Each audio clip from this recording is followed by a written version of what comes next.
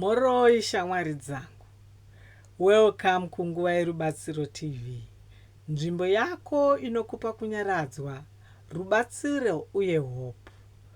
Nhasi tichataura nezvekugadzirira miganho yakanaka zuva nezuva, uye nzira dzinokubatsira kuchengetedza pfungwa, moyo uye simba rako kubva kuzvinhu zvinokudhonza zvisina basa. Gara zvakanaka, bata mwoyo, uye tichatanga rwendo rwedu.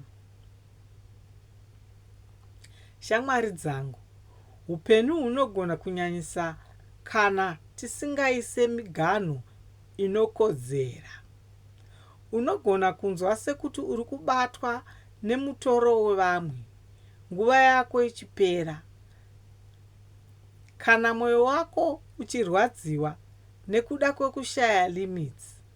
Nhasi tichadzidza nzira 5 dzinokubatsira kugadzira miganho yakanaka zuva nezuva. Know your emotional limits. Chekutanga, ziva kuti mwoyo wako une limit. Kana waita zvakawanda kupfuura zvaunokwanisa, unoputika, unoneta, uye unorasikirwa nerunyararo.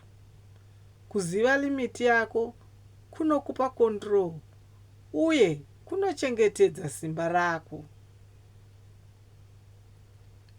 Communicate clearly and calmly. Chechipiri, dzidza kutaura zvakajeka. Handikwanisi izvozvo, ndiri kuita chimwe chinhu, kana ngatiitei mangwana. Mazwi aya anovaka miganho ine ruremekedzo. Izvi zvinovandudza respect uye understanding nevamwe. Protect your quiet moment.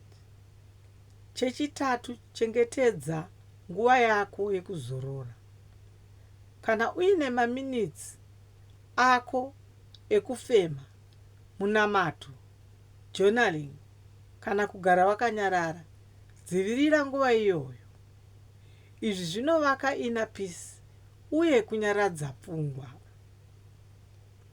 Say no without guilt. Chechina, dzidza kutaura kwete usina mhosva.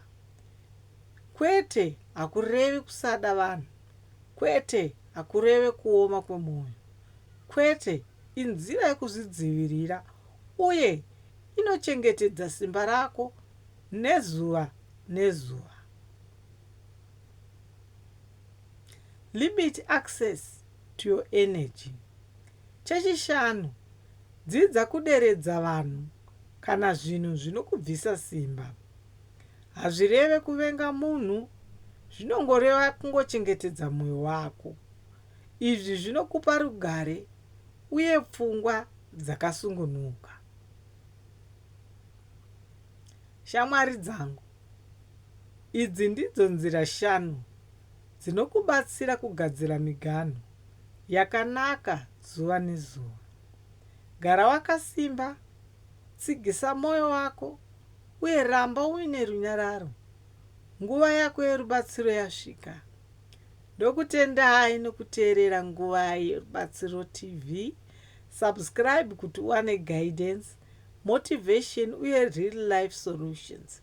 Nguva dzose, gara wakasimba, uye rangarira miganho inokuchengetedza, kwete kukutadzisa.